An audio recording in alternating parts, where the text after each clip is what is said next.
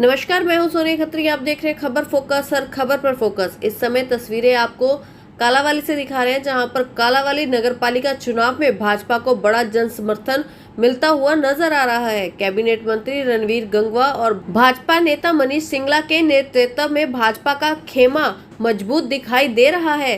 कालावाली के लोगों का मानना है कि कांग्रेस की आंतरिक कलह उनके लिए भारी पड़ सकती है और इसका सीधा फायदा भाजपा को मिलेगा। वहीं कालावाली नगरपालिका चुनाव में कैबिनेट मंत्री रणवीर सिंह गंगवा और भाजपा नेता मनीष सिंगला के साथ भाजपा एकजुटता से मैदान में है। वहीं भाजपा नेता मनीष सिंगला ने बताया कि वार्ड नंबर 15 के लोगों ने लोकतंत्र की मिसाल कायम करते हुए निर्विरोध हरविंदर सिंह को पार्षद चुना है, जिसके लिए वार्डवासी बधाई के पात्र हैं। मनीष सिंगला ने बताया कि हरविंदर सिंह ने नगरपालिका चुनाव में भाजपा को अपना समर्थन दिया है।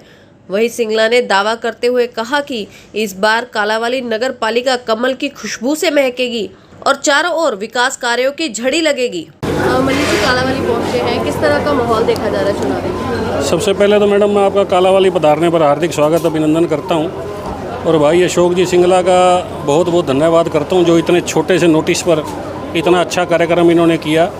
आज हरियाणा सरकार के बड़े ही जुझारू मंत्री, राज्यसभा के सदस्य भी रहे, हरियाणा विधानसभा के डिप्टी स्पीकर भी रहे और अभी वर्तमान में जो है पीडब्ल्यूडी और पब्लिक हेल्थ मिनिस्टर रणधीर जी गंगवा, वो अभी यहाँ पहुँचे थे, सब लोगों से मिले हैं। निश्चित रूप से ही कालावाली में कमल का फूल विजयी होगा। टीशू प्रधान जो सुनील जी हमारे कैंडिडेट है, भारी मतों से विजयी होंगे। ये चुनाव जो है कालावाली की दशा और दिशा, कालावाली की भाग्य विधाता मतलब उसको बदलने वाला चुनाव है। सीधा सीधा विश्व के सबसे शक्तिशाली नेता नरेंद्र जी मोदी और हरियाणा के नायब मुख्यमंत्री नायब सिंह जी सैनी के साथ अपने वार्ड और अपने शहर को जोड़ने वाला चुनाव है। तो मैं कालावाली के सभी मतदाताओं से, भाई बहनों से प्रार्थना करता हूं कि आने वाली 29 जून को जो पीछे दो गलतियां कालावाली विधानसभा और लोकसभा सिरसा, दो गलती हमसे हुई, उन दोनों गलतियों को सुधारने वाला दिन है 29 जून। तो 29 जून को दो कमल के फूल पे निशान पर प्रधान पद के लिए टीशू प्रधान और वार्ड में कमल का फूल 16 वार्ड है।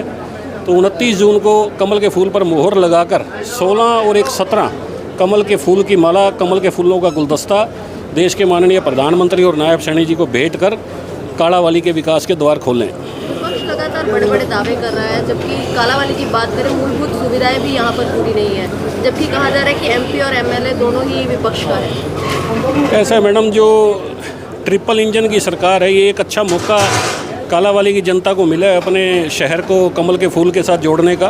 ट्रिपल इंजन की सरकार ट्रिपल गति से हर जगह विकास कर रही है। तो निश्चित रूप से कालावाली को चमकाने का और उसका जो नक्शा बदलने का काम भारतीय जनता पार्टी करेगी।